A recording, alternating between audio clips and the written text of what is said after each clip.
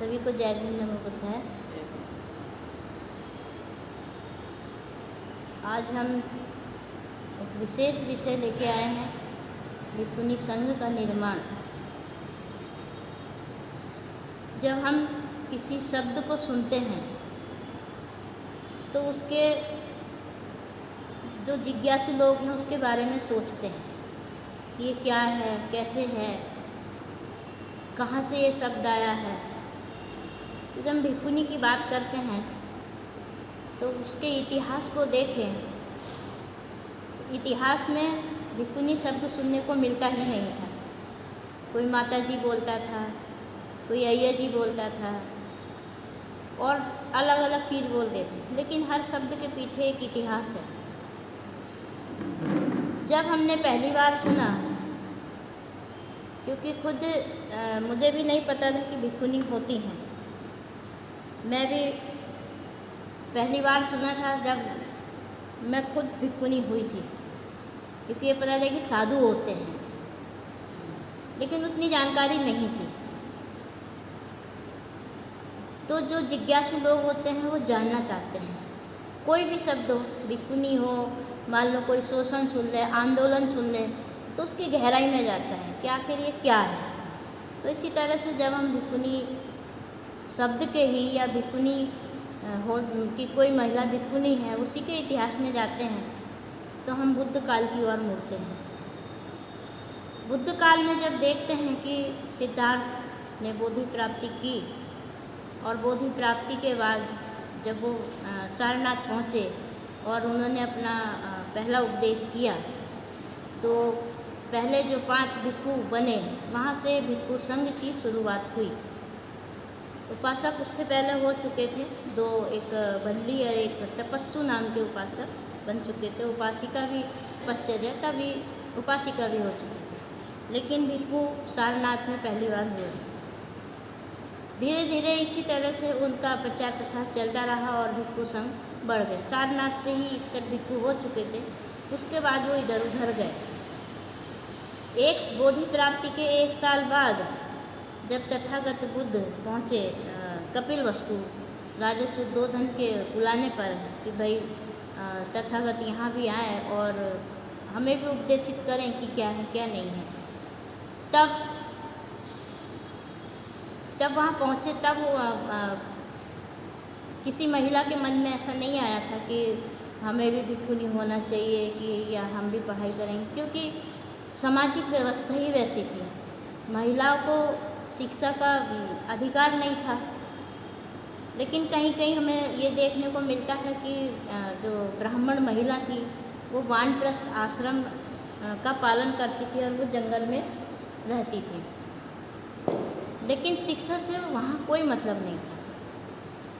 लेकिन जब राजा शुद्धोधन की मृत्यु हुई और तथागत द्वारा कपिलवस्तु पहुँचे, तब महाप्रजापति के मन में आया कि मैं भी क्यों ना भिक्खुनी बनूं।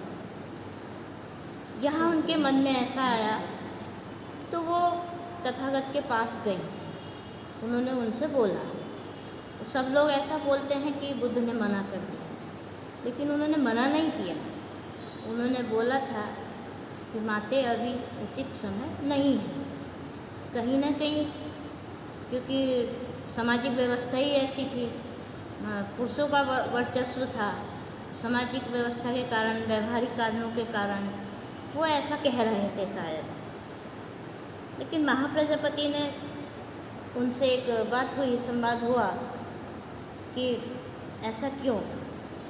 तो महाप्रजापति बोलती हैं कि मैं जानती हूँ कि तुम ऐसा क्यों बोल रहे हो, क्योंकि सामाजिक कारण है। वो कहती हैं कि यह तुम्हारे लिए कठिन समस्या है। संघ में भिक्खुनियों को स्वीकार कर लेने से तुम्हें समाज का विरोध और प्रतिरोध सहना पड़ेगा, लेकिन मैं यह भी जानती हूँ कि तुम इस प्रकार की प्रतिक्रियाओं से डरोगे नहीं। ये सुनकर बुद्ध ने विचार किया, लेकिन फिर भी वो बोले। उनका क्या जवाब था ये ध्यान देने योग्य बात है।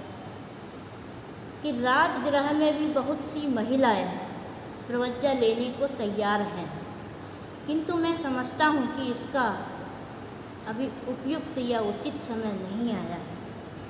संघ में महिलाओं को स्वीकार करने की स्थितियाँ भी अनुकूल नहीं है। ऐसा कहकर उन्होंने मना कर दिया कि अभी उचित समय नहीं आया है। हम अक्सर देखते हैं कि लोग कहते हैं कि बुद्ध ने मना किया है, ऐसा क्या है। जब हम इतिहास में गए, देखा कि वो भिक्खुनी या भिक्खुनी संघ के खिलाफ नहीं थे। इसके दो संदर्भ मिलते हैं। पहला संदर्भ हम देखते हैं कि जब तथागत पहली बार कपिलवस्तु गए, और ये संदर्भ है दक्षिण विभंग सूक्त में। तो वो महाप्रजापति एक शॉल लाती हैं अपने हाथों से तैयार करके, और बुद्ध को दान करने के लिए बोलती हैं। लेकिन तथागत बोलते हैं कि ये संघ को दान करना चाहिए। तब उन्होंने वहाँ 7 तरह के दान बताए, जिसमें से एक भिक्खुनी संघ और भिक्खुनी को दान करने के लिए बताया। तो वहाँ पे इस तरह का संदर्भ मिलता है कि तथागत के मन में पहले से ही भिक्खुनी के लिए एक संकल्पना थी। दूसरा संदर्भ हमें मिलता है मार्याचन कथा में। जब महापरिनिर्वाण सूक्त में एक सूक्त है मार्याचन कथा, तो महापरिनिर्वाण सूक्त में बताते हैं कि ये तथागत के निर्वाण से 3 माह पहले बुद्ध की और भिक्खु आनंद की चर्चा होती है। तो वो क्या बताते हैं उनको तथागत कि आनंद, अभी अभी मेरे पास मार आया था। मार कोई व्यक्ति नहीं है, मार एक नेगेटिव थॉट है। और वो कह रहा था कि अभी तो जो आपकी संकल्पना थी, जो आपने सोचा था, वो पूरा हो गया। क्या सोचा था उन्होंने? कि वो बताते हैं कि जब मुझे बोधि प्राप्ति हुई थी, उस समय भी मेरे पास मार आया था, और उसने बोला था कि अभी तो तुम्हें ज्ञान हो गया है, सब प्राप्त कर लिया है, तो अभी आप मृत्यु को प्राप्त हो जाओ। तब बुद्ध ने कहा कि नहीं, अभी मैं मृत्यु को प्राप्त नहीं होऊंगा। वो तथागत बुद्ध बता रहे हैं आनंद को कि मैंने ऐसे कहा कि नहीं, अभी तो मेरा काम शुरू हुआ है। क्या शुरू हुआ है? उन्होंने बताया कि भिक्खु संघ तैयार करना है। वो पहले अच्छे से धम्म सीखे, समझे, फिर पालन करे, फिर उसको अच्छे से व्याख्या करना सीख जाए। ये आपके इसमें दिग्घ निकाय में पेज नंबर 133 पे लिखा है। वो बोलते हैं कि मैं तब तक परिनिर्वाण को प्राप्त नहीं होऊंगा जब तक मेरे भिक्खु श्रावक निपुण न हो जाए, विनयुक्त विशारद बहुश्रुत धम्मधर, यानी उपदेशों को कंठस्थ रखने वाले, धम्म के मार्ग पर आरूढ़, यानी धम्म में पूरी तरह से परिपक्व होना, ठीक मार्ग पर आरूढ़ यानी सम्यक मार्ग पर, कुशल मार्ग पर चले, धर्मानुसार आचरण करने वाले, अपने सिद्धांतक यानी आचारक को ठीक से पढ़कर न व्याख्या करने लगे, न उपदेश करे, जब तक वो न प्रज्ञापन करे, न स्थापन करे, विवरण करे। वो बहुत सारे गुण बताते हैं। फिर इसके बाद वो भिक्खुनी संघ के लिए भी बताते हैं कि जब तक मेरा भिक्खुनी संघ ऐसे नहीं होगा। फिर उपासक संघ के लिए भी बोलते हैं, फिर उपासिका संघ के लिए भी बोलते हैं कि जब तक इस तरह से ये मेरे चारों श्रावक संघ परिपक्व नहीं हो जाते हैं, तब तक मैं परिनिर्वाण को प्राप्त नहीं होऊंगा। तो आज वो दिन आया है। मार मेरे पास आई थी और वो बोल रहा था कि आज जो तुमने सोचा था, विचारा था, वो आपका काम पूरा हो गया है। तो ये इस तरह से 2 संदर्भ हैं, एक दक्षिण विभंग सूक्त में और एक मार्याचन कथा में। ये महावग्ग में है, महावग्ग के महापरिनिर्वाण सूत्र दिग्घ निकाय में है। ये 2 संदर्भ से पता चलता है कि तथागत के मन में भिक्खुनी संघ की संकल्पना पहले से ही थी। इस तरह से जब हम देखते हैं कि महाप्रजापति और तथागत बुद्ध का संवाद होता है, तो वो समझ जाती हैं कि मैं क्यों, ये मुझे क्यों मना कर रहा है। इससे पहले महाप्रजापति से पहले भी वरदा कपलानी जो महाकाश्यप की जीवन साथी थी, उन्होंने भी कहा था, क्योंकि जब महाकाश्यप भिक्षु बने थे तब उनकी पत्नी भी साथ साथ आई थी, तो उन्होंने भी कहा था, तब उनसे भी यही कहा था कि उचित समय नहीं है। इस बात को वो तो नहीं समझी, वो शायद जैन साध्वी बन गई थी, वहाँ चली गई, लेकिन महाप्रजापति बहुत अच्छे से समझ गई थी कि मुझे क्या करना होगा। तब उन्होंने एक महान निर्णय लिया। क्या किया उन्होंने? वो सारी साक्या महिलाओं के पास गई और उन्हें बताया, समझाया कि क्या महिलाओं को शिक्षा लेने का अधिकार नहीं है, क्या ऐसा, मतलब उनका नेतृत्व किया। हजारों महिलाएं इकट्ठी हुई और इस काम में जो यशोधरा थी उन्होंने भी साथ दिया पूरी तरह से। इस तरह से 500 महिलाएं तैयार हुई और उन 500 महिलाओं को उन्होंने बोला कि हम खुद स्वयं ही सिर मुंडा के कासाय वस्त्र पहन करके हम खुद ही संघ में तथागत के सामने प्रस्तुत होंगे। तो इस निर्णय में उन 500 महिलाओं ने कहा कि हम साथ हैं। तब तथागत वहाँ से कपिल वस्तु से वैशाली की ओर चले गए थे, क्योंकि कुछ समय लगा होगा ना महिलाओं को तैयार करने में, बताने में। तो 15 वहाँ रहे वो। उस समय राजा शुद्धोधन की मृत्यु के समय वो ऐसा बताते हैं कि 2-3 महीने रहे, क्योंकि जो उनके छोटे भाई थे उनको राजनीति सिखाई उन्होंने। लेकिन जब महाप्रजापति ने कहा तो उसके 15-20 दिन बाद वो कपिल वस्तु से वैशाली की ओर चले गए थे। तो महाप्रजापति ने निर्णय लेने के बाद उन महिलाओं के साथ उन्होंने वैसा ही किया, अपना मुंडन किया, कासाय वस्त्र पहने और नंगे पैरों ही वैशाली की ओर चल दिए, चारिका करते हुए, भोजन की चारिका करते हुए। उनको लगभग पहुंचने में 15 दिन लगे। वहाँ 15 दिन बाद वो पहुंचती हैं। पहुंच करके फिर वो जहाँ तथागत बुद्ध रुके हुए थे, उसका नाम शायद कुटागारशाला है, वहाँ पर वो पहुँची और उनकी कुटिया के आगे खड़ी हो गई।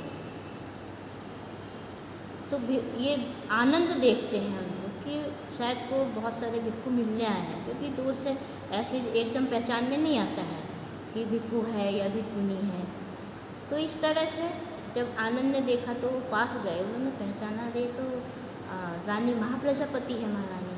तो वो बोलते हैं, माते आप यहाँ कैसे, आपका ये हाल कैसे? तो उन्होंने बताई अपने मन की बात। तो भिक्षु आनंद तथागत के पास गए और उन्होंने बताया कि इस तरह से ऐसे महारानी महाप्रजापति और उनके साथ 500 साक्य महिलाएं कासाय वस्त्र धारण करे हुए, सिर मुंडाए हुए बाहर खड़े हैं और वो बोल रहे हैं कि हमें भी बुद्ध संघ में शामिल होना है।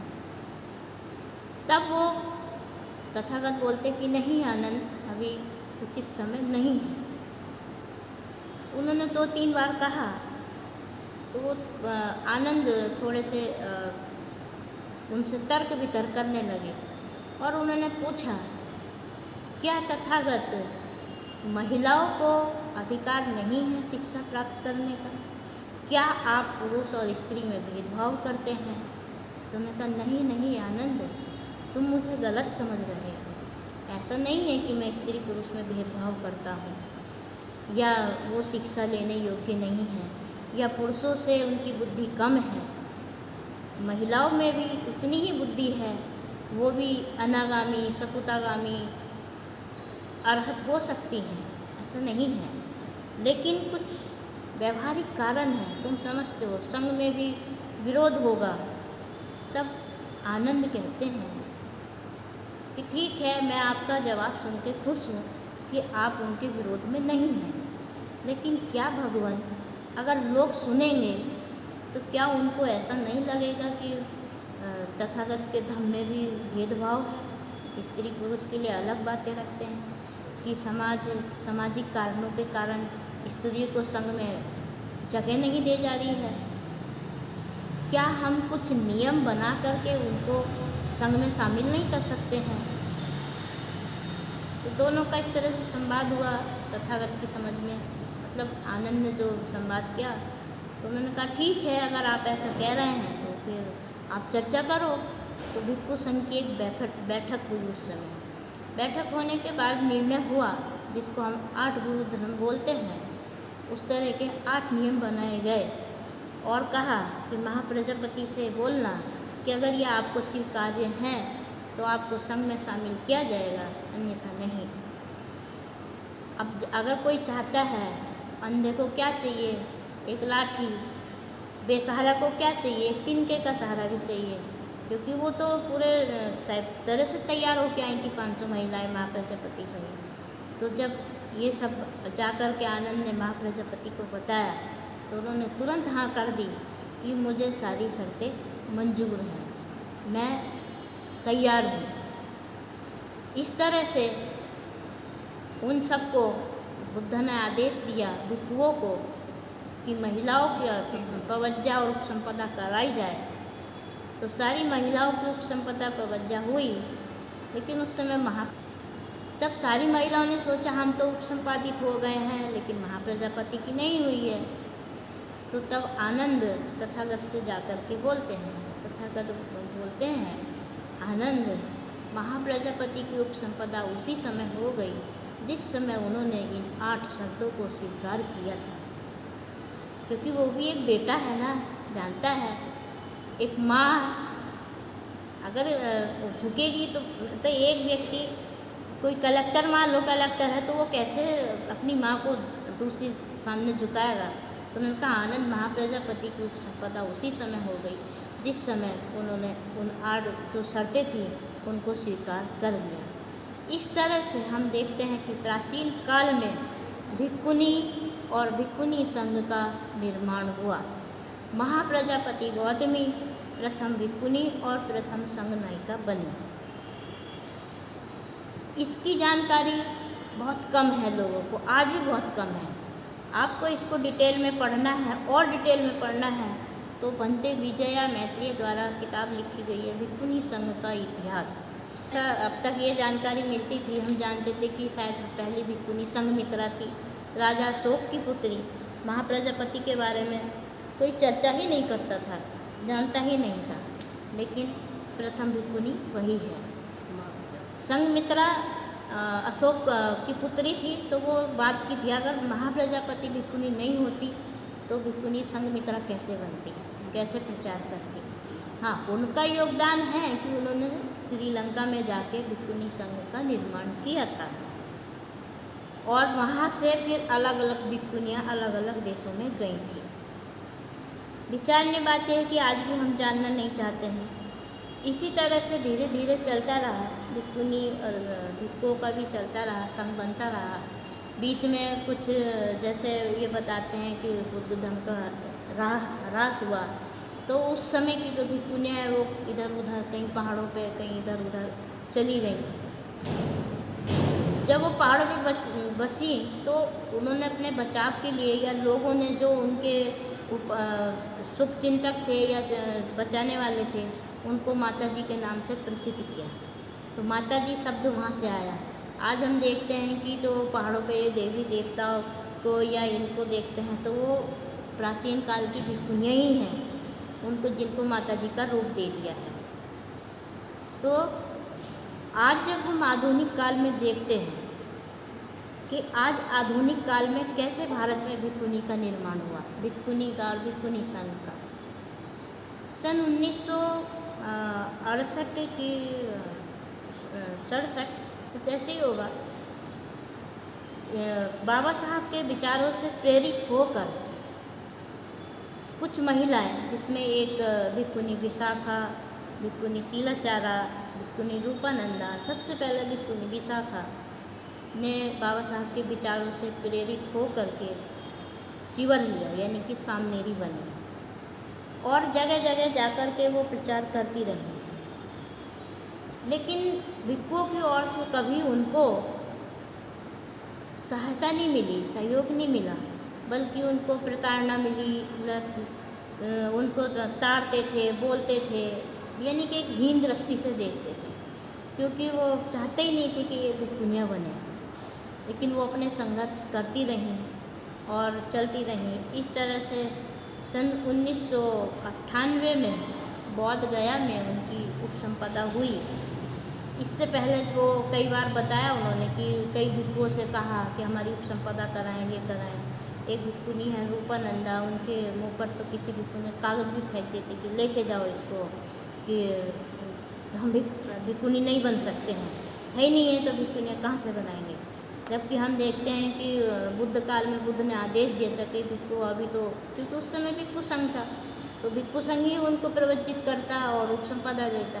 तो ऐसे ही अगर आधुनिक काल में नहीं थी तो आधुनिक काल में भी भिक्षुओं का काम था, लेकिन 30 साल तक सामनेरी रही। सन 1998 में बौद्ध गया में कुछ विदेशों के कारण एक कार्यक्रम हुआ उपसंपदा का, जिसमें भारत की 29 सामनेरियाँ उसमें उपसंपादित हुई और वहाँ से आधुनिक भारत का भिक्षुनी संघ का निर्माण हुआ। पहली भिक्षुनी, आधुनिक भारत की पहली भिक्षुनी विशाखा भी कही जाती है। लेकिन यहाँ पर भी हम देखते हैं कि बिखराव बना रहा।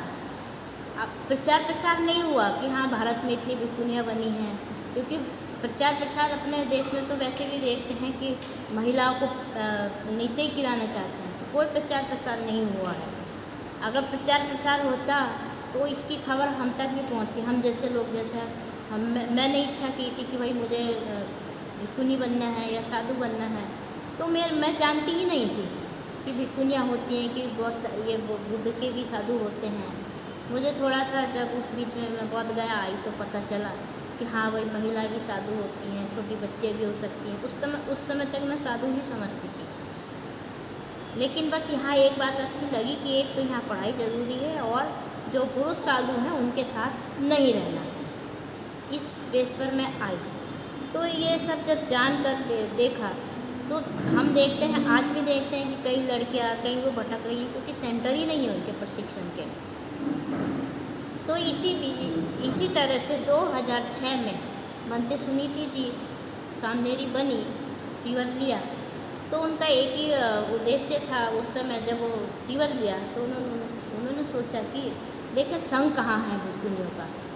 लेकिन जब वो घूमी, उन्होंने सर्वे किया तो देखा तो जगह जगह बिखराव, भिक्षुनियाँ तो बहुत हैं, सामनेरियाँ भी बहुत हैं, लेकिन बिखराव है, संघ नहीं है कहीं। तब उनका वहाँ से संघर्ष शुरू हो गया कि मुझे एक संघ बनाना है भिक्षुनियों का, जैसे भिक्षुओं का है ऑल इंडिया भिक्षु संघ है, तो इसी तरह से भिक्षुनियों का बनाना है। इस तरह से उनके संघर्ष करते करते 2009 या 8 में ऑल इंडिया भिक्षुनी संघ एक रजिस्टर्ड हुआ, जिसमें ये पढ़ी लिखी थी भंते सुनीति थी और वकील भी रहे थे और पहले से ट्रेनिंग देती थी। तो सारी जो भी बड़ी भिक्षुनियाँ थी उन्होंने कहा कि भाई तुम काम करो, हम तुम्हारे साथ हैं, तुम पढ़े लिखे हो, संभाल सकते हो। इसलिए वो सामनेरी होते हुए भी सेक्रेटरी बनी। उस समय कोई वरिष्ठ भिक्षुनी नहीं बनी क्योंकि कहीं ना कहीं कम पढ़ी लिखी थी या अनपढ़ थी। तो इस तरह से वहाँ से संघर्ष चला। आज मतलब उनका संघर्ष करते करते संघ में आई 50, 60, 100 महिला मतलब भिक्षुनियाँ इकट्ठी रहीं, संघ दिखा। लेकिन अब थोड़ा सा 1-2 साल से थोड़ा बिखराव हो गया है। तो इस तरह से ये आधुनिक में भिक्षुनी संघ का निर्माण कैसे हुआ और आधुनिक काल में कैसे हुआ, और आज जो हमें भिक्षुनियाँ दिखाई दे रही हैं उस समय महाप्रजापति का संघर्ष था, और आज जो पुरानी भिक्षुनियाँ उनका संघर्ष, और भंते सुनीति जी और भंते सुनीति जी के साथ भंते विजया मैत्री जी साथ रहे, इनके माध्यम से आज थोड़ा बहुत संघ में दिखती हैं। हम 8-10 भिक्षुनी सामनेरी एक साथ रहते हैं। तो इस प्रकार से निर्माण हुआ। अब मैंने कोशिश की है कि कैसे निर्माण हो, मतलब भिक्षुनी संघ का निर्माण हुआ है। क्या है कि इससे हमें एक बात ये पता चलती है कि शिक्षा के लिए महाप्रजापति गौतमी ने संघर्ष किया महिलाओं की शिक्षा के लिए, जैसे आधुनिक काल में सावित्रीबाई फुले ने संघर्ष किया था महिलाओं की शिक्षा के लिए। तो जब हम इस तरह का इतिहास पढ़ते हैं, देखते हैं और ये जिज्ञासु लोग जानना चाहते हैं, तो हमें ये पता चलता है कि महिला पहले से ही संघर्ष करती आई हैं, आंदोलन करती आई हैं। उसी आंदोलन के कारण आज हम जैसे यहाँ पढ़े लिखे बुद्धिमान या भिक्षुनी रूप में बैठे हैं, या आज जो भी महिला जिस भी स्तर पे बैठी हैं या बड़े बड़े पदों पे काम कर रही हैं, वो कहीं ना कहीं पीछे प्राचीन में देखते हैं कहीं ना कहीं हमारे महामानवों का सहयोग रहा है, आंदोलन रहा है, त्याग रहा है। इसी तरह से महाप्रजापति और अभी आधुनिक काल में जो रहे उनका जी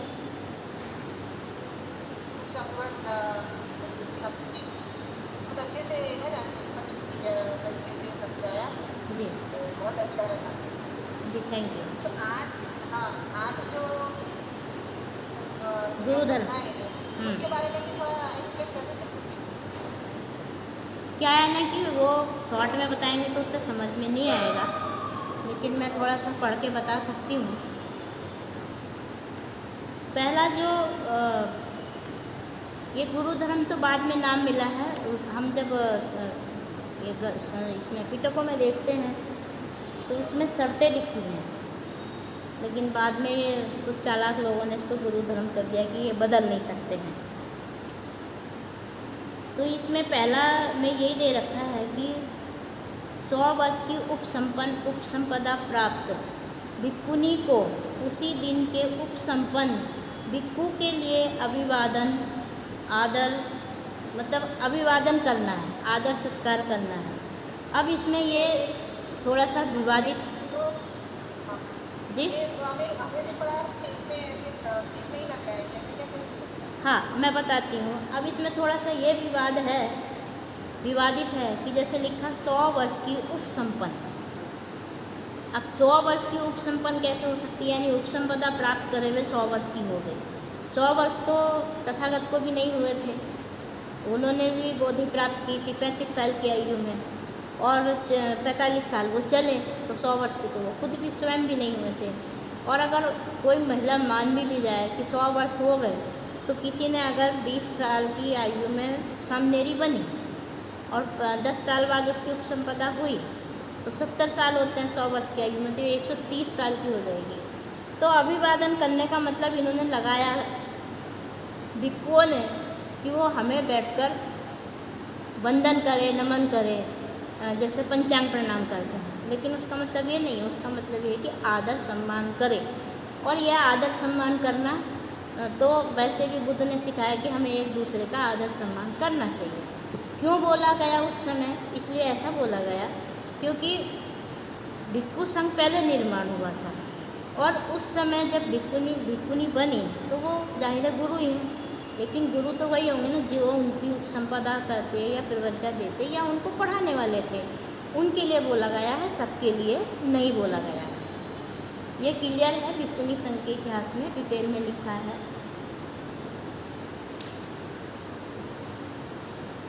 बहुत डिटेल में लिखा है। भंते विजया मैत्री ने 3-3 पेज का भरा है।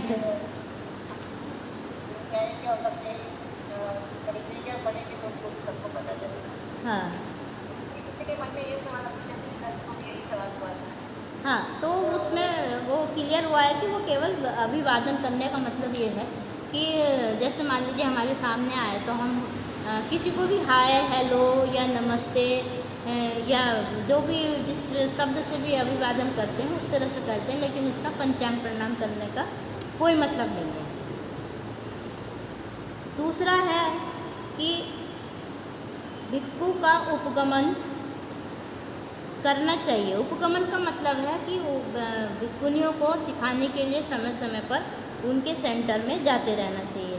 खासकर वर्षावास में जब भाई नई नई भिक्षुनियाँ बनी थी तो उनको तो शिक्षा ज़रूरी थी ना कि कैसे बुद्ध के विनय का पालन करना है या क्या क्या विनय है या क्या धर्म है, तो उनको सिखाने के लिए जाना पड़ता था। उसमें भिक्षु आनंद भी जाते थे कभी कभी सिखाने के लिए।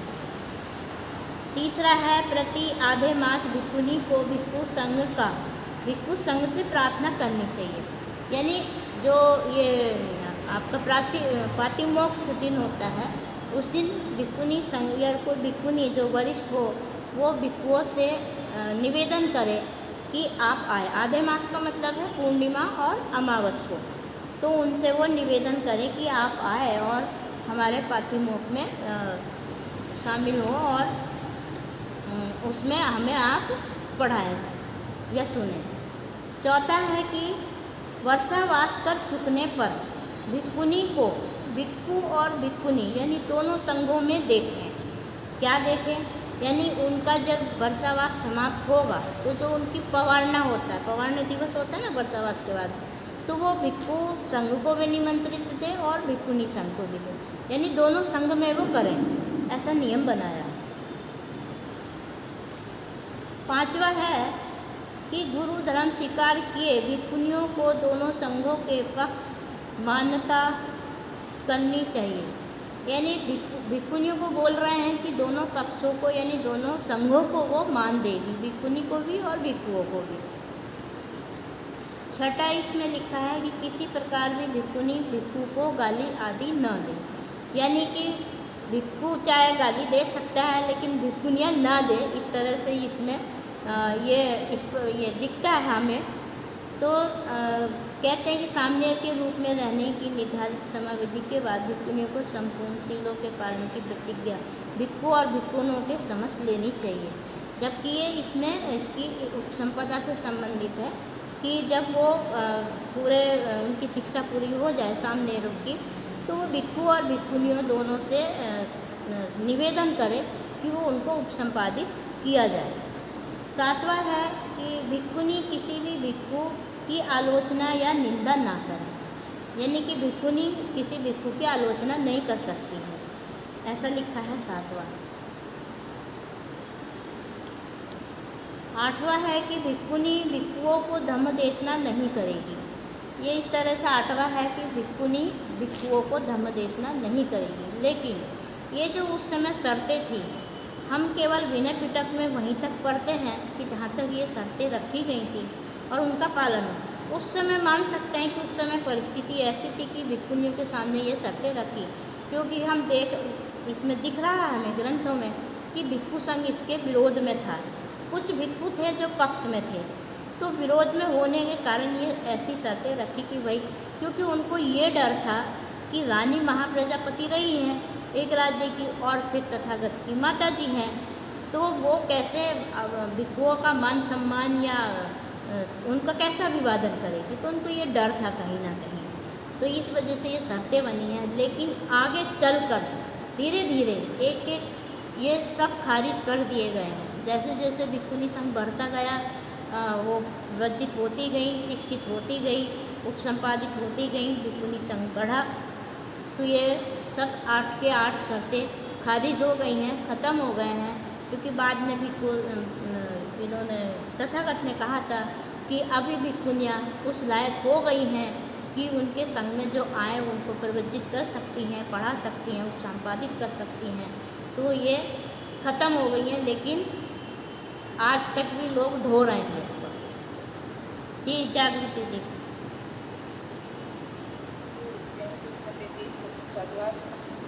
प्रश्न है इस विषय से संबंधित। वंदनामी मुक्ति जी, आपने बहुत अच्छे से समझाया ये वाली बातों को। और ये जो अभी नियम आप बता रहे थे, इसमें भी ये जो अभी जो आपने नियम पढ़े हैं, जब मैंने पहली बार पढ़े थे तो मुझे भी ऐसे ही लगा था कि ये कैसे ऐसा कुछ गलत गलत बोल सकते हैं। फिर मुझे भी समझाया गया कि आपने भी वही बात बोली कि ठीक है, पुरानी थी और हो सकता है इस तरीके की हो सकती है चीज़ें, तो इसलिए वो नियम ऐसे बनाए गए थे। अब उसकी इतनी ज़रूरत नहीं है, क्योंकि जो बुद्ध का जो संघ चलता है वो बहुत ही सुनियोजित ढंग से चलता है। सभी को एक दूसरे को आदर देने की बात कही जाती है और ये होता भी है। मंत्री जी, मेरे और जो प्रश्न था वो ये था कि अक्सर कई लोग है ना इस बात पे विवाद करते हैं कि ऑल इंडिया भिक्खु संघ और ऑल इंडिया भिक्खुनी संघ जैसा कुछ है नहीं यहाँ पे। तो क्या ऐसा है क्या कि नहीं है या है?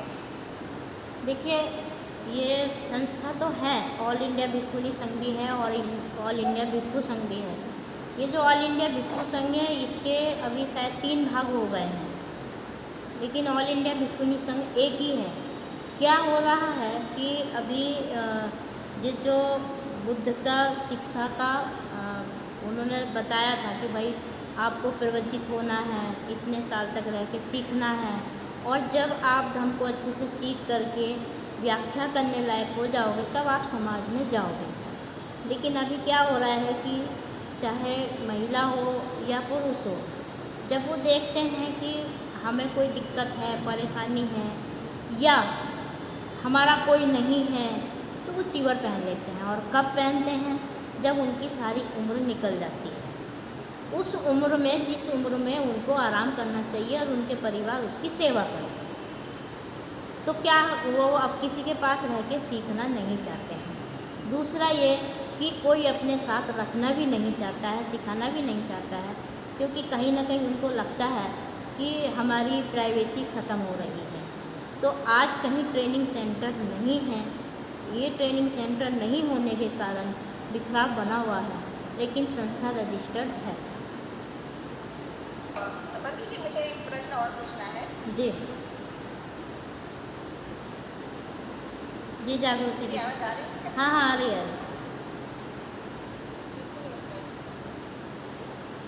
तो जैसे वो दोनों भी एक्टिव रहे हैं, लेकिन कई लोग ये कहते हैं कि उन्होंने वो भले जीवनधारी है लेकिन उन्होंने अभी जो है प्रवज्जा ग्रहण नहीं करी है। तो ऐसे कोई कैसे पहचानेगा कि भाई ये इन्होंने जीवन तो धारण किया है लेकिन ये प्रवज्जित नहीं हुए हैं? देखिए, पहचानने के लिए जो बार बार हमारे उपदेशों में ये भी आता है कि तथागत बुद्ध उपासक उपासिकाओं की सुनते थे और उन्हें अधिकार था कि अगर कोई भिक्षु या भिक्षुनी है, गलत है या सही है, तो उनके बारे में जानने का उनका अधिकार है। वो पूछें उनसे कि भाई आपकी प्रवज्जा कहाँ हुई है, आपकी उपसंपदा कहाँ हुई है, आपके गुरु कौन हैं और कैसे हैं। तो उससे पता चलेगा कि क्या है कि डर की वजह से पूछते ही नहीं। देखो, अभी हम यहाँ छिंदवाड़ा समता बुद्ध विहार में आए हैं। यहाँ इस वर्षावास करने से पहले मेरा आधार कार्ड लिया गया, मेरी प्रवज्जा पूछी गई, मेरी उपसंपदा पूछी गई। अगर मैं गलत होती तो मैं कोई भी अपना डॉक्यूमेंट्स नहीं देती या नहीं बताती और सीधा ये बोलती कि आपको वर्षावास में बुलाना है तो बुलाओ, नहीं बुलाना है तो मत बुलाओ। लेकिन यहाँ जो गलत होगा वो छिपाएगा और जो सही होगा वो बताएगा और सर्टिफिकेट भी दिखाएगा। मेरे पास बाकायदा प्रवज्जा का भी और उपसंपदा का दोनों का सर्टिफिकेट है और मुझे अपना आधार कार्ड देने में भी कोई दिक्कत नहीं आई है। उन्होंने पूछा, उनको पूछना भी, हम यानी उपासक उपासिकाओं को पूछना भी चाहिए, लेकिन उपासक उपासिकाएं डरते हैं कि कहीं ये गुस्सा ना हो जाए, नाराज़ ना हो जाए या श्राप ना दे दें। ऐसा मतलब डर बना हुआ है अभी। तो इससे ऐसे ही पता चलेगा जब आप उनसे चर्चा करेंगे और पूछेंगे। धन्यवाद जी। मेरा भी यही सवाल था, इतना पूछ लिया तो अच्छा लगा कि ज़्यादातर हम देखते हैं ना, पूछता ही नहीं है। हाँ, पूछते ही नहीं है। कोई अभी कोई पूछता ही नहीं है कि आपकी हाँ। संपदा कब हुई, आप शामिल कितने साल रहे, आपके गुरु कौन है, कहाँ पर आप रुके, पूरे संघ के साथ आप कभी रुके भी हो या नहीं, ये भी नहीं पूछा जाता। हाँ, ये भी नहीं पूछा। संघ के साथ आप शामिल, फिर आपकी ये हमारी उपासक उपासिका के तौर पर मुझे बेटे अपने से नहीं ये सिखाया था कौड़ों निकाल के, हमेशा हमें चाहे कोई भी, चाहे मम्मी हो, कोई हो, हाँ, कोई भी हो, ये धम्म उपासक उपासिकाओं का कर्तव्य है कि वो उनसे पूछे, उनका ब्यौरा लें। अगर वो देखो ऐसे ही पकड़े जाते हैं अपराधी, जब तक ये क्राइम पेट्रोल क्यों बोलते हैं कि भाई पेट्रोलिंग हो रही है, तो ऐसे ही तो पूछ के ही तो पता करते हैं वो, कोई पेट्रोलिंग करनी हो तो। लेकिन जो जिज्ञासु हैं, जागरूक हैं, सतर्क हैं, एक दो व्यक्ति को छोड़ के वही पूछते हैं, बाकी कोई नहीं पूछता है। कोई जैसे हमारे घर में भी आते जाते रह रहे हैं, उनसे भी नहीं पूछते हैं, बस ये पूछते हैं कि भाई भंते जी हैं या साधु हैं, बस उनका आदर सम्मान करना। तो उस भेष में चोर भी हो सकते हैं, इसलिए हमें जानकारी लेनी चाहिए। जी, टिनका जी संतुष्ट हैं? जागृति जी? हाँ, और भी एक क्वेश्चन पूछो जी। आपको पूछना है? नहीं, तो क्या मतलब कोई महिला है तो वो संघ के साथ रहेंगे भी, मतलब के साथ रहेंगे जो शामिल या संप्रदाय सब प्राप्त कर सकती है? नहीं, देखिए, अभी अगर भिक्षुनी नहीं होती तो उनको जाना चाहिए भिक्षुओं के पास प्रवंचित होने या उपसंपादित होने। लेकिन अभी हर देश में इतनी भिक्षुनियाँ हैं, भारत में भी बहुत है, खासकर महाराष्ट्र में तो काफ़ी हैं। तो मेरी राय तो ये है कि वो भिक्षुओं के पास ना जा कर के भिक्षुनियों के पास ही आए और एक संग होके दिखाएं अपना। मैं नहीं समझती हूँ कि आज ज़रूरत है हमें भिक्षुओं के पास जाने की, क्योंकि जैसे भिक्षुओं के साथ धम्म उपासक उपासिकाएँ हैं, ऐसे ही आज भिक्षुनियों के साथ भी उपासक उपासिकाएँ हैं। कोई मजबूरी है या नहीं है, जैसे अभी हमारा यूपी जैसा क्षेत्र है तो वहाँ पर अभी मैं तो ये समझती हूँ कि शायद कोई भिक्षु भी हो, सामनेरी है, लेकिन वो बताते हैं जा कर के।